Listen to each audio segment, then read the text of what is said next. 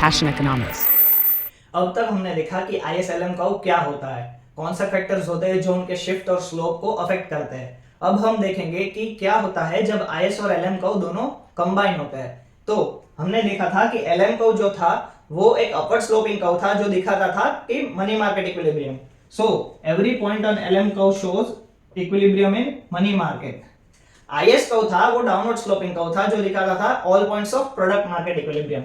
So IS curve is a downward sloping curve which shows product market equilibrium. So any point on IS curve, let us say point C here shows the equilibrium in product market, and any point on LM curve, let us say point A shows equilibrium in money market. But here we see that when both the curves intersect each other at point E, it shows equilibrium in product market as well as money market at the same time. So the rate of interest where the product market and money market are in equilibrium at the same time is known as equilibrium rate of interest, and the level of income is known as equilibrium level of income. So the more important thing here is not the point of equilibrium but the points of disequilibrium. Now we will see that what happens if there is disequilibrium in either money market or product market or both the markets at the same time. So we have seen that when we combine IS and LM curve and when both of them intersect each other, we get the equilibrium in product and money market at the same time. But now we will see that what are the points of disequilibrium and how can we correct the disequilibrium. So in money market we have seen that here we take money demand and money supply on x-axis, and on y-axis we take rate of interest. So we have seen that money supply curve is a vertical line which is parallel to y-axis, and money demand curve is a downward sloping curve. Here we see that at point E, money market is in equilibrium where the rate of interest is R0 and money demand is MD1. Now this is a point where there is equilibrium in money market. So we can derive a LM curve through this point. But in case if the rate of interest is R1, we see that here money demand curve MD is less than the money supply. So it creates disequilibrium in the LM or money market. So when the money supply is greater than money demand, it creates disequilibrium. So let us take the points on LM curve. So any point above LM curve, any point above, here there is equilibrium in money market. So here we can draw an LM curve through this point.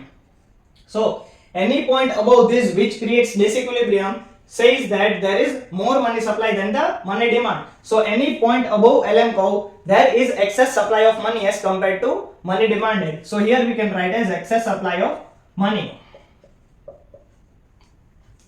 Now if we take rate of interest below R0 level, that is R2 level of rate of interest, we can see here that the money demand is more than the money supply. Here the money supply is this level but the demanded money is more than that. So money demand exceeds money supply at any point below LM curve. So any point below LM curve there is excess money demand than excess money supply. So here we have seen that any point above LM curve shows excess money demand but any excess money supply, but any point below LM curve shows excess money demand. Now let us give these points. So let us name this as point A, this is point B, this is point C, and this is point D. Now we will see how we can correct this disequilibrium in money market. So we have seen that at any point here above R0 level of rate of interest there is disequilibrium in the money market. So to create the equilibrium we just need to decrease the or reduce the rate of interest. So we will reduce the rate of interest. Here we have seen that rate of interest here is increasing in this way and income is increasing in this way. So at higher rate of interest there is disequilibrium. So we need to put this we need this point to come down to this level.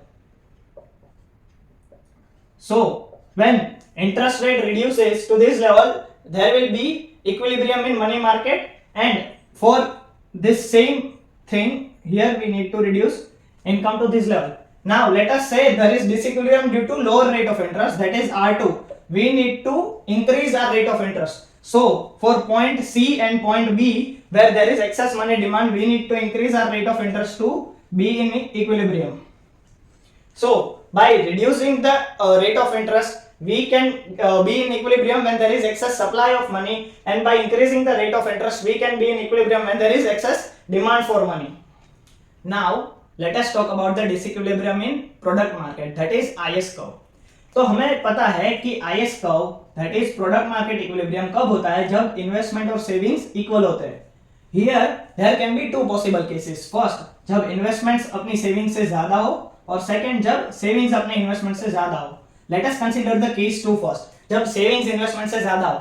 Savings investment से ज्यादा हो, इसका ये मतलब होता है कि people are not buying something, people are saving their money, they are not purchasing something, so there is no flow of money in the economy. मतलब लोगों के पास पैसा है पर वो सेव किया हुआ है, so people are not buying something. So the case here happens that कि जो सप्लाई ऑफ गुड्स है वो बढ़ जाता है. कैसे कि प्रोड्यूसर सप्लाई कर रहा है तो वो सप्लाई हो रहा है, पर there is no demand for that product, so here it creates equilibrium. So any point above IS curve, that is right to IS curve, creates the condition of excess supply in the product market, that is excess supply of output in the product market. So here the case of excess supply of output happens.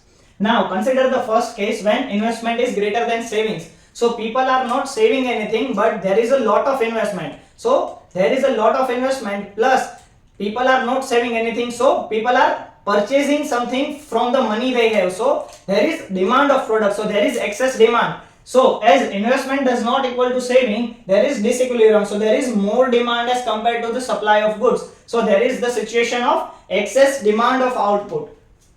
So any point below IS curve, that is left to the IS curve, shows the condition of excess demand of output.